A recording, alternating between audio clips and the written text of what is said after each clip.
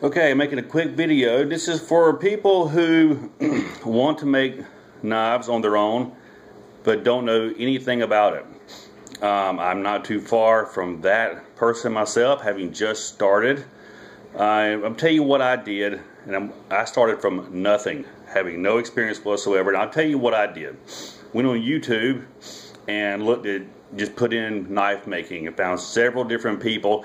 I'm gonna give you some names. I'll put this in the video too of some people who have some really nice channels and a lot of instructional videos, and/or you can watch them in action and get a lot of tips on designs of how to do it, the tools they're using, and just some really good channels. And I'll start with one called Tailor Made. I'll put these names on the bottom of the video down below it.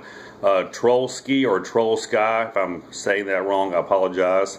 3 River Blades, Super Crichards or Crichards, Crashbladeknives, and Mlknives. TaylorMade has some really nice looking stuff. I saw some good examples of him where he incorporated a 30-30 round into the pommel of a knife, and I think I'm going to use that myself, and I give him credit for that. Trollsky or Trollsky is a guy out of Poland who makes some absolutely gorgeous knives and some great cinematography or videography, and you can see some of his techniques in his videos. Really nice looking things. Three River Blades has a lot of instructional videos of which I've partaken myself, and a large amount of information on what to do, how to get started, shop tour, everything. Super Crichards, or Crichards, I'm not sure I'm saying that right, has a lot of good videos on there on how to make things, how to use a small 1x30 Harbor Freight sander that I use myself, and good examples of how to use that. Crashbladeknives shows some interesting ways to make micarta for yourself, and has some really gorgeous mirror finish knives. That's a good channel as well. Mlknives is a guy out of I think it's upstate New York, who makes some fantastic looking period looking knives from like the 1800s or whatnot, late 1700s. They're really gorgeous and a lot of nice leather work. I'm going to show you what I made here just starting. Okay, continuing on with my video. I had to stop there for a minute. I had some people coming in the house, but I was talking about people who don't have any experience with it, and I gave some examples of other channels or places you can get a lot of good information about. I want to show you some of the knives that I have made. I've only actually made 4, and you can go from nothing to making something that you can actually use in the field pretty quickly. I'll show you one here I made. Very simple, 1095 steel. It was the stock removal process, the black micarta, I think it's the linen type. Now, this one I had a lot of trouble with the handle because I don't have a drill press, and so I had some problems. I made some cracks and whatnot on my handle, or some didn't come out as nice as I wanted to. But is it functional? Yes. Is it good for skinning and working in the field? Yes. And is it solid? Yes. The second one I made came out with some, again, the same steel, pretty close design. I used the green micarta handle, the fabric looking style, and that one really came out nice. You can see that on my other video. I think it's called the second handmade knife I made. I don't have it here with me because I gave it away.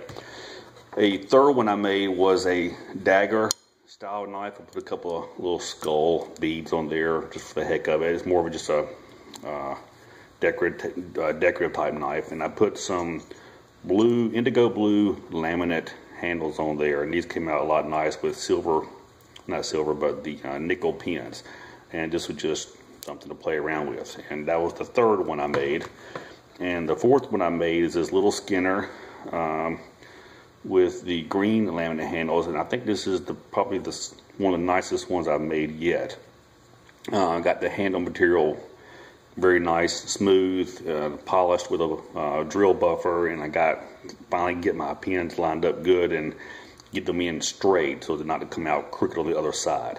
So you can see basically these 3, first, third actually, and the fourth one I've made with not much effort, not much cost, and not much experience, and you can start to make some decent knives pretty quick. You know, are they retail quality, high-end knives you're going to sell on the market?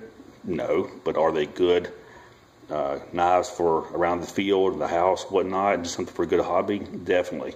I'll switch the camera around and show you some of the books I use, supplies I use, and then some of the basic tools in the shop that are, again, very basic. They can get the job done. So let me see if I can make this work. If not, I'll just stop the video and start over again. Okay, this is a part where I show you some of the information I use to get started. I picked up this book, Wayne Goddard's Knife Shop, Get Started Without Spending a Fortune, at a bookstore.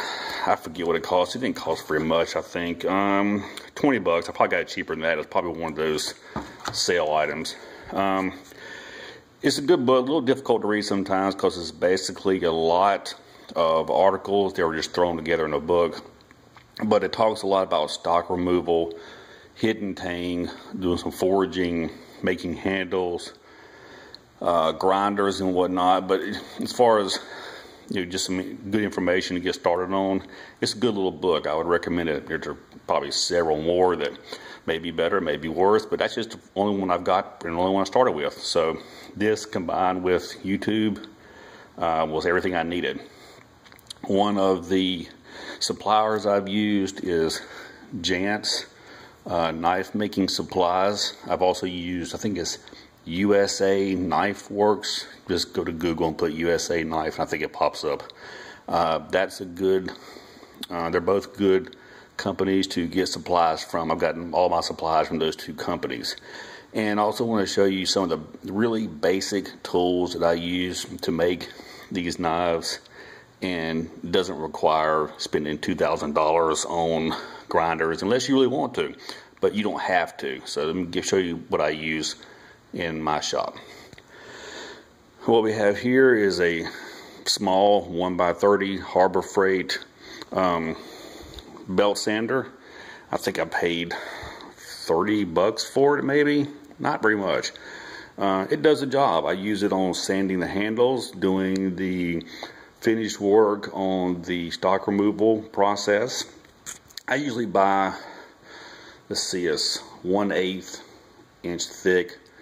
I haven't started buying 1/4 inch thick, but 1/8 inch thick by 2 inch by 18 inch 1095 stock from Jantz.